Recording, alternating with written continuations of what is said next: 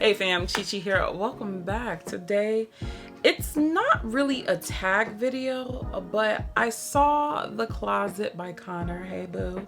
I saw that he did a video a couple of weeks back, probably months, about his luxury regrets. And I've gotten to a point where I do have a few regrets. I don't have many, but they have happened. But if you are new here, hey, I'm Chichi and I talk about all things lavish but logical. So if that's your sort of thing, go ahead, subscribe, make some friends in the comment section, and follow me on Instagram and TikTok. So let's just start off with something I definitely regret, and that is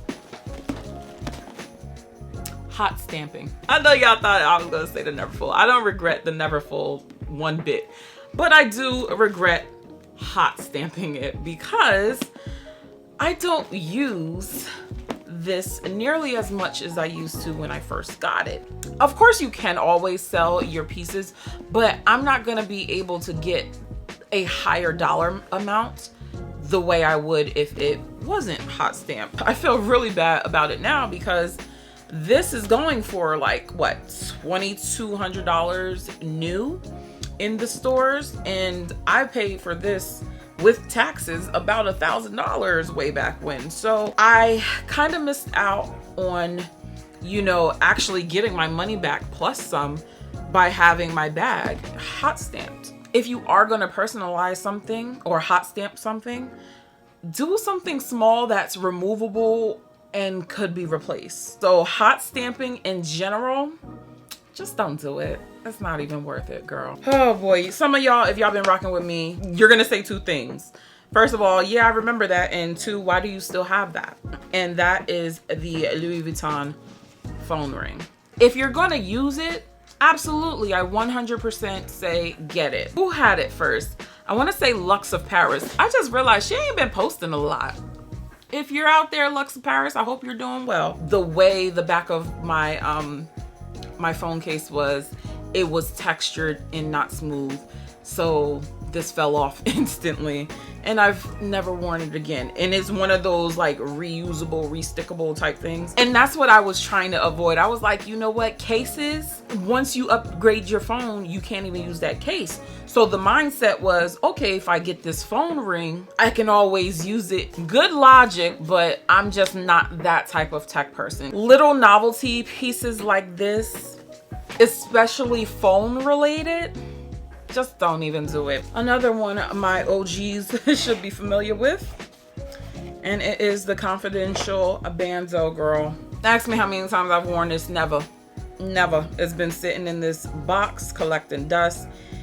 For me, this is just way too pretty to be using it as a handle protector or a little bow. I got caught up on how this Bandeau looked versus actually functioning in my life, and I just don't use it.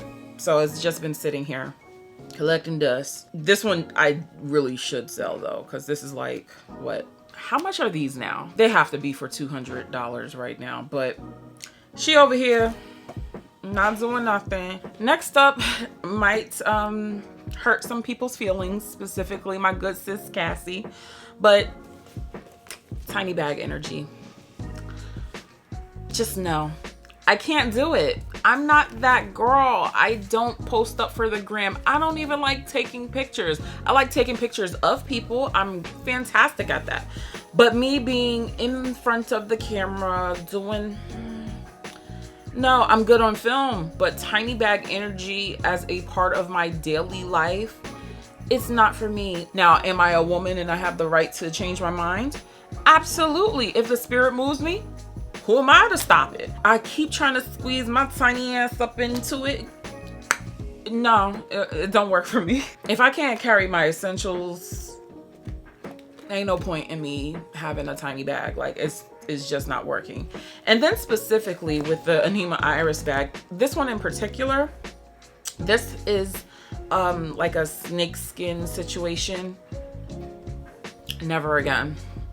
I can't do snake skin, because if you know anything about like exotic crocs and snake skin, reptile skin, we'll just, The cars are out today. Any sort of reptile, you know that over time the scales start to peel up and it just makes a bag look old. So even though this was a brand new bag, the scales were lifting up and it made it look old. It made it look used, and I just didn't like that. So I think that's a bonus in buying any sort of like croc or, you know, snakeskin real, because for me, no, it needs to be taken care of. It needs to be in climate controlled situations. I'm not there yet. If it's peeling up, no, I can't. And TBE, I can't do it either. Another luxury regret. I don't have it because this was actually returned, but it was the Fendace Camera Bag. Now, I felt like I was only buying that bag because I didn't want to miss out. So FOMO was getting to me. Honestly, it was a regret because I started feeling a way about the bag, and I'm like, you know, this is kind of giving like free gift with purchase, you know, vibes. And Wilma Cason definitely confirmed what I was feeling. So trying to fit into something that really, like, I just need to let it go. I didn't waste money, but I definitely wasted time in buying that bag and having to ship it back and stuff like that. It was a teachable moment. It's just, if I'm not in love with something, just, girl, don't even buy it. Don't even buy it. You know, there'll be another collaboration, you know? It's just that Gucci Balenciaga hourglass bag. It haunts me in my dreams sometimes, you know, and I'll see pictures of it and I'm like, damn, that's the collaboration I should have gotten. But one day maybe I'll see it on the pre-loved market for a reasonable price that I'm willing to part ways with. But until then, nope. If the spirit don't move me, I'm not buying it. I'm sorry. I'm not doing it. No, thank you. My last regret. Not the Telfar bags specifically, but buying the same bag in multiple colors. To be honest with you guys, like, if you get 2, maybe 3 bags that are the same but different colors, okay, fine. But the fact that I have so many Telfar bags and I don't reach for them, that's a bit of a problem. Telfar, what they do that is just so addictive is that he chooses these beautiful colors, and because the price of this is pretty attainable for most people, it keeps you coming back.